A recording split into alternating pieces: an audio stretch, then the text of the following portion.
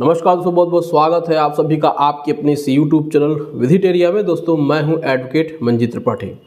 दोस्तों आज के इस वीडियो में हम लोग बात करेंगे कि बैंक ऑक्शन में जो प्रॉपर्टी सेल करती है और ऑक्शन परचेजर जो होते हैं उनको क्या क्या प्रॉब्लम आ सकती है ऑक्शन के समय।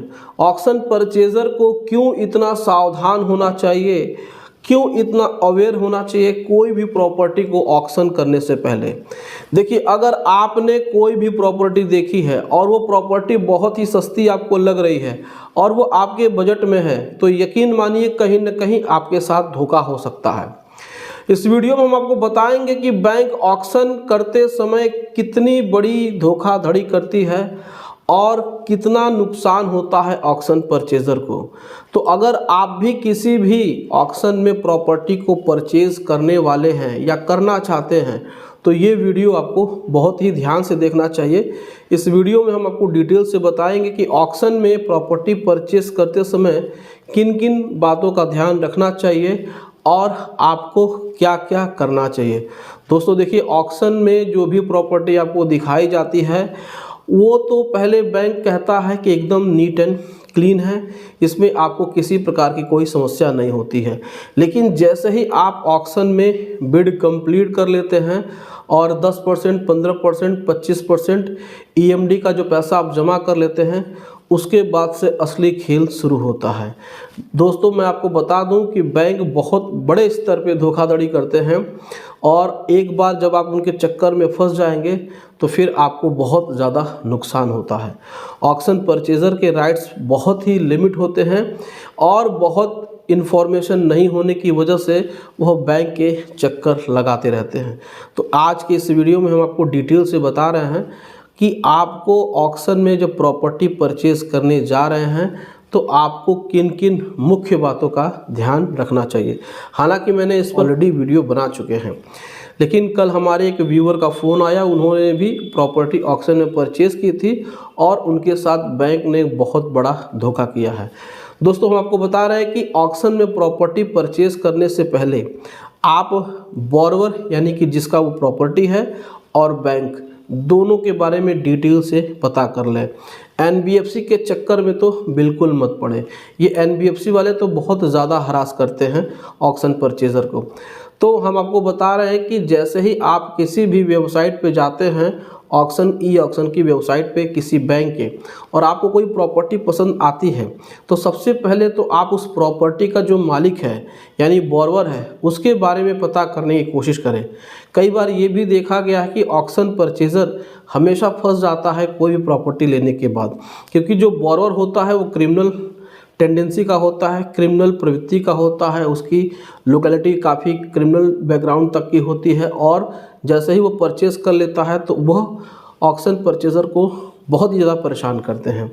और साथ ही साथ वो कितना पैसे वाला है, कितना रिसोर्सेज है, सब कुछ उसके बारे में डिटेल पता कर लीजिए। और साथ ही साथ जैसे ही आप बैंक के साथ जाते हैं और कहते हैं कि सर हमको ये प्रॉपर्टी परचेज़ करनी है, तो आपको सबसे पहले उस प्रॉपर्टी के बारे में ये भी जानकारी रखनी है उस पर बैंक का सिंबॉलिक पोजीशन के साथ साथ फिजिकल पोजीशन है कि नहीं। दोस्तों हमेशा याद रखिए, बैंक कभी भी किसी भी प्रॉपर्टी का ऑक्शन करता है तो वह सिंबॉलिक पोजीशन से ही शुरू कर देता है। बैंक इतनी हड़बड़ी करते हैं कि वो सिंबॉलिक पोजीशन पे ही ऑक्शन कर देते हैं और जो व्यक्ति इसमें बिड करता है वो उसको ख़रीदना चाहता है और जब वो उसमें बिड करके 25% पैसा जमा कर देता है तब उसको पता चलता है कि बोरोवर ने तो डीआरटी में केस फाइल किया हुआ है और उस पर स्टे लिया हुआ है। हालांकि जो स्टे है वह नीलामी पे नहीं है, ऑक्शन पे नहीं है, लेकिन उसके आगे की प्रोसीडिंग्स पे है। मान के चलिए कि जैसे ही आपने बिड की और पता चला कि बोरोवर ने उसी दिन स्टे ले लिया, तो इसमें फिर आपका पैसा फंस जाता है, क्योंकि आपने 25% पैसा जमा कर दिया और बैंक ने यहाँ पर आपको 90 दिन का समय दिया कि 90 दिन के अंदर में आप उस पर जो भी बाकी का 75% पैसा है आप उसको जमा नहीं करेंगे तो हम आपका ऑक्शन कैंसिल कर देंगे और आपका जो ईएमडी का पैसा है वो भी हम फॉरफिट कर लेंगे या फिर जब्त कर लेंगे। अब यहाँ पे आपको कन्फ्यूज़न हो जाता है, दुविधा हो जाती है। मुश्किल होता है कि हम इस प्रॉपर्टी को परचेज़ करें कि नहीं, क्योंकि एक तो प्रॉपर्टी पे ऑलरेडी स्टे हो चुका है। अगर हमारा 25% जाएगा तो भी हमको उतना नुकसान नहीं होगा, लेकिन अगर 100% पैसा चला गया है, यानी कि हमें 75% जमा कर दिए और पता चला कि ये प्रॉपर्टी हमें मिलेगी कि नहीं मिलेगी, क्योंकि इस पर स्टे चल रहा है और कब तक स्टे रहेगा, क्या ये प्रॉपर्टी बोरोर को डीआरटी वापस दे देगी, अगर डीआरटी बोरोर को पैसा भरने का समय दे देती है तो भी हमारा नुकसान हो जाएगा। तो ऐसे कन्फ्यूज़न आपके दिमाग में आते रहते हैं। तो यहाँ भी देखिए आपके साथ धोखा हो सकता है कि अगर कोर्ट ये ऑक्शन कैंसिल कर देती है तो फिर आपको जो आपका ईएमडी का पैसा है, हो सकता है कि बैंक उसको देने में आनाकानी करे, हो सकता है कि वो आपको दौड़ाए। और ऐसा होता भी है कि आप बैंक के ब्रांच में जाते हैं तो वो कहते हैं कि आपको हेड ऑफिस में जाके बातचीत करना चाहिए, आपको जा कर के हेड ऑफिस में रिक्वेस्ट लेटर देना चाहिए, और हेड ऑफिस में आप जाते हैं तो वो आपको आज कल परसों करके दौड़ाते रहते हैं। तो इसमें नुकसान आपका होता है।